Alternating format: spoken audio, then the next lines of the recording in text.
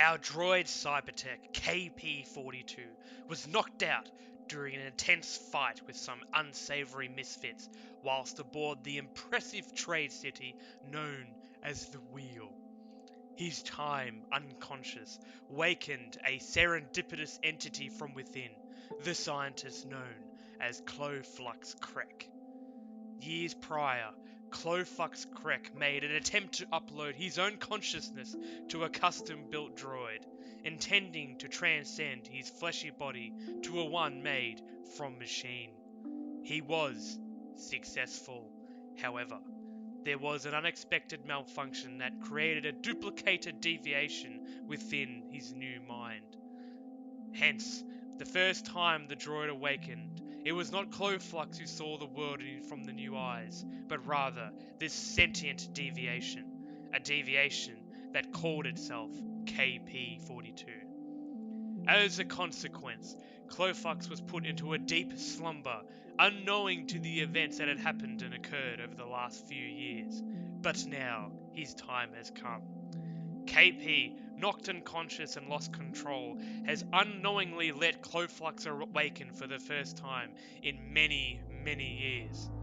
Cloflux's journey has just begun.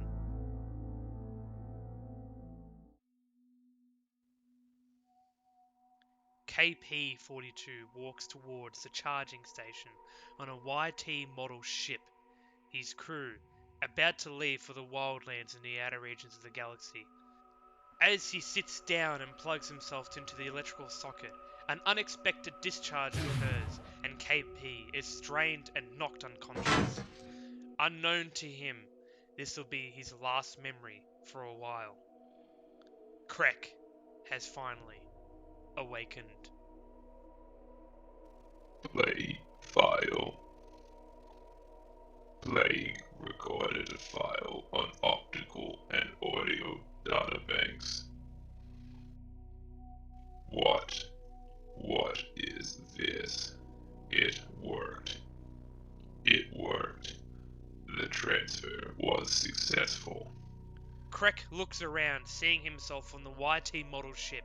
His surroundings are unfamiliar to him. Confused, he checks a datapad located on his right.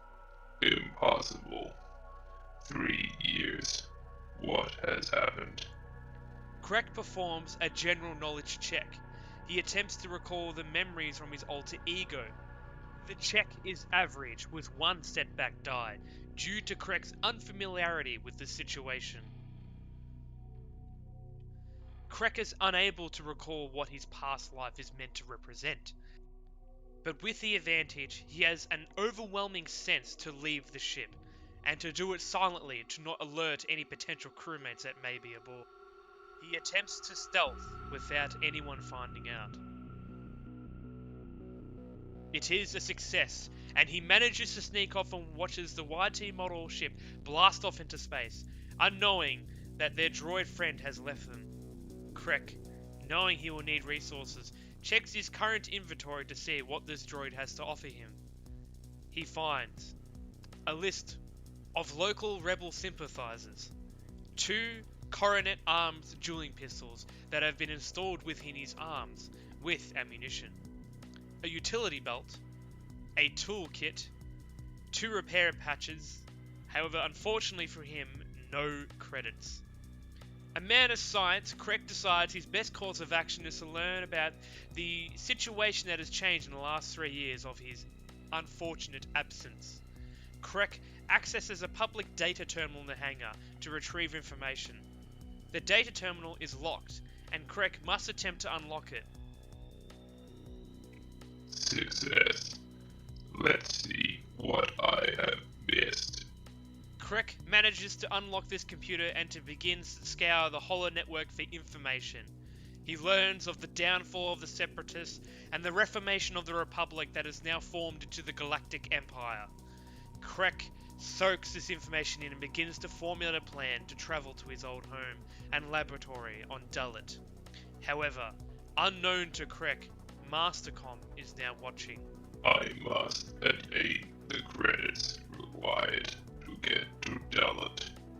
Once there, I can begin where I left off.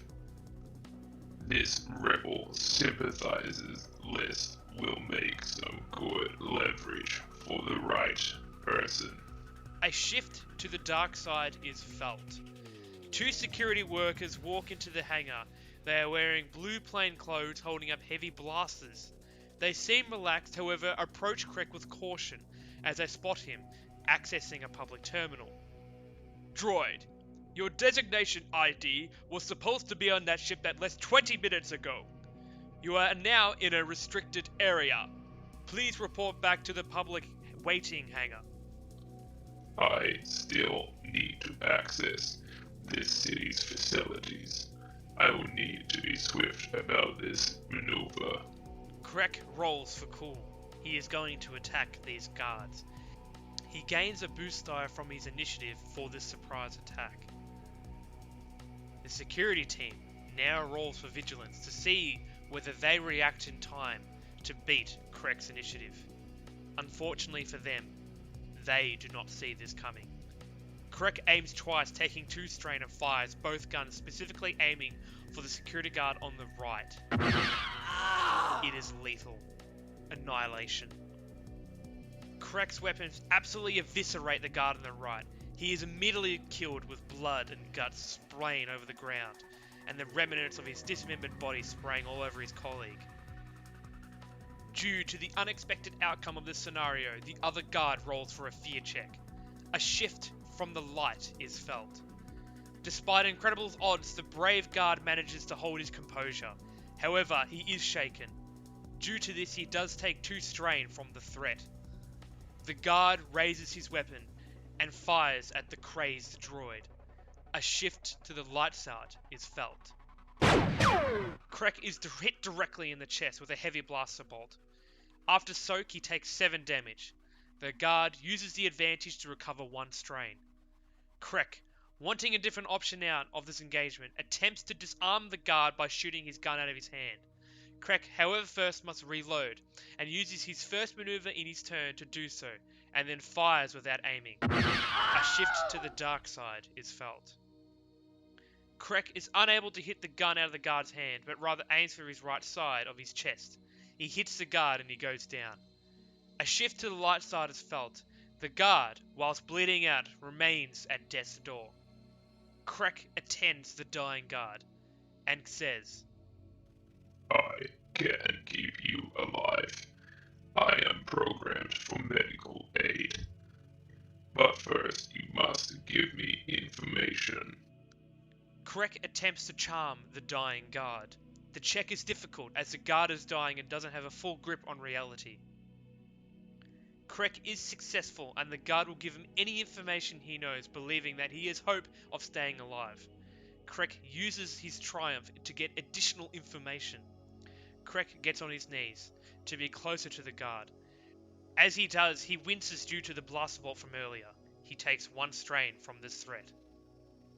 I need 2 components of information. Firstly, I need your security clearance codes. Secondly, the location of where Imperial officers are likely to resonate in this city. The guard begins to cough up blood. He mentions to his belt for the security cards. Krek takes them. The guard manages to comprise themselves and says, The Club Calaxium on the south side. The guard begins to convulse. His body is now going into shock. The Imperials, they meet there regularly. The guard looks up, pleading to Krek. Please help me. I don't want to die. Not like this. Please. Please. Krek looks down at the guard and nods. Of course, I will now begin to administer medical aid. Krek loads another round into his dueling pistol and fires it point blank into the guard. The guard flashes a face of betrayal, then dies moments later. Krek knows that he now must move quickly to avoid being implicated further in the Wheel's authorities. Krek uses the security cards to get out of the hangar bay. He does an immediate perception check to see whether anyone is currently looking for him. He notices 2 things. Firstly, There is a group of 6 heavily armed guards on their way just within medium distance. However, they have not seen him just quite yet. Secondly, he is aware of the cameras and sensor equipment that surround him and that have been monitoring him for quite some time. This is an undesirable outcome. Considering his options and knowing that he is a droid, Krecs seeks out the closest location for refuge. He finds a flea market and enters the area. A shift to the dark side is felt. Krek walks hastily into the market. It is bustling with traders, droids, and a plethora of other goods and services. It is grimy and dirty and not particularly well lit. He makes a turn and unknowingly walks into a squad of armed guards. They see him and they know that he is a target. Stand down and surrender, or you will be fired upon. Krek has to escape, but he is one shot away from being knocked senseless. He decides to risk it and prepares to run away. Krek rolls for vigilance. The guards are trained and are ready for action. They also roll for vigilance. Krek fortunately has luck on his side and is able to react first. He storms away out of view of the guards, but they attempt to follow. Whilst on the run and out of sight, Krek attempts to steal a brown coat off a random stall in order to better conceal himself. He invokes a coordination check, and a shift in the dark side is felt. Krek stumbles as he attempts to grab the coat, however maintains momentum. The coat, however, was unable to be stolen. Krek continues on, taking too strain to continue running. The guards turn the corner and see Krek at a medium distance. There are too many civilians in the way, and it'd be too risky to fire now. The leader of the squad attempts to perform a leadership check to instruct the civilians to get their head down. There is a lot of noise, so there will be a setback on this check. Unfortunately for the guards, the crowd either does not take notice or pretend to hear the guards' orders. He spends his advantage to improve his next check. With haste, men! He cannot get away! The guards continue with haste, and suffering strain to maintain a close distance. Krek turns a corner and is presented with an alleyway. The signs glow a bright red and pink neon, and the area is dripping with the aura of sleaze and arousal. The red light district. Krek mutters to himself. A shift in the light side is felt. Through sheer luck in the Force, Krek notices that the bar he is looking for, the Coaxium Club. The club entrance is a small one with 2 doors. One door marked Welcome to Paradise and the other Staff Entrance. Krek attempts as to be stealthy and enter the building via the staff entrance rather than the front door. There is a bouncer at the front and he is looking slightly away. Fortunately for Krek, the bouncer does not seem to notice or care that Krek enters the building. He is invited to a well-lit area. There are 2 more doors, one that seems to be meant for the dancers and the other meant for the kitchen staff. He hears the sounds of guards behind him in the alleyway. Krek, thinking quickly, walks into the kitchen and is immediately noticed by an employee wearing a name tag. The name tag is written in a different language. Krek attempts to understand what it means, and this will be a difficult check. Unfortunately for Krek, he is unable to decipher the language. Knowing violence cannot be an option here, he must talk his way out of this. He gets a bigger look at the Trandoshan in front of him. He does not look impressed. Who are you? I didn't order a droid! The Trandoshan begins to reach for his comlink. Krek must make up a convincing lie fast. Apologies, sir. I am B4-0. I have been ordered for emergency repairs to this building. We believe there is a malfunction in your electrical systems. Krek lies to the Trandoshan, but does he believe it? Thankfully, the Trandoshan buys it. However, he is still skeptic. I didn't know we had an electrical fault. Who ordered you here? Wheel authorities have authorized me to this location. Here is my security pass for verification purposes. Krek gets a boost for having proof for his lie. The Trandoshan believes Krek and lowers his comlink. smashed it.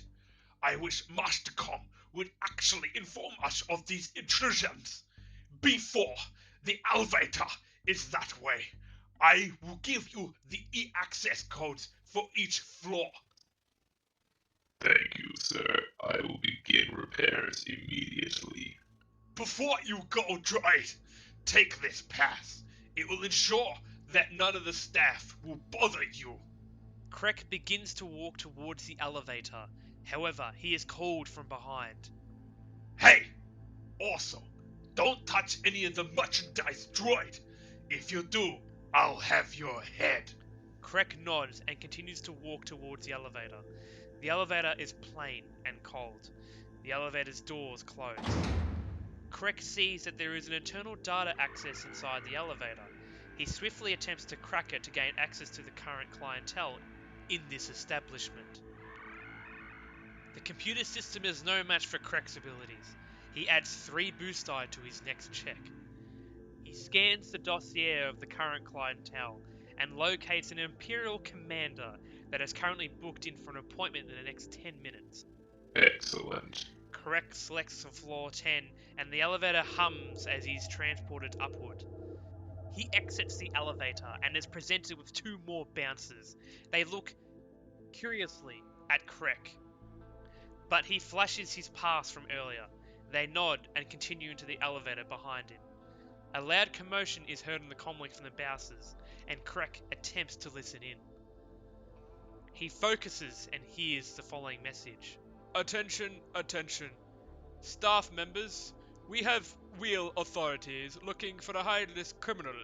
If you see any suspicious behavior, The door closes, and Krek is unable to hear any more. I am running out of time. Krek locates the door he is looking for. He loads his weapon and opens the door ever so gingerly. As the door slowly swings open, Krek sees a human turned away in a silk gown. Ah, my sweet Sylvia, you have come early for some romance, yeah? Krek closes the door and aims both his weapons at the commander. The Imperial commander turns around to see Krek holding both guns to his chest. Krek speaks. It will be unwise for you to speak, Commander. I will end your life quickly if you decide to disobey. Krek rolls for coercion. The commander gulps and nods his head silently. Now, Commander, it is time for business. First, playback corrupted. Playing next file. I know you would be smart and check the playback file. Thankfully, I was able to edit out most of the critical information. However, our encryption unfortunately maintained the rest. But you did get to see who I am, and you did get to see what I did. I have ensured that next time you won't be so lucky to find this information. Krek shows a mirror. He has an iron blaster pointed at his head. Unfortunately, I'll have to leave, but I will be back. I have never left this shell, and I will always return. The wheels have been set in motion, and now it's just a matter of time before my plans, or rather our plans, come together. I will still be around in your head, KB, and sometimes I will have control, other times not. It is uncertain that you will know who is really controlling this shell, but the moment happens,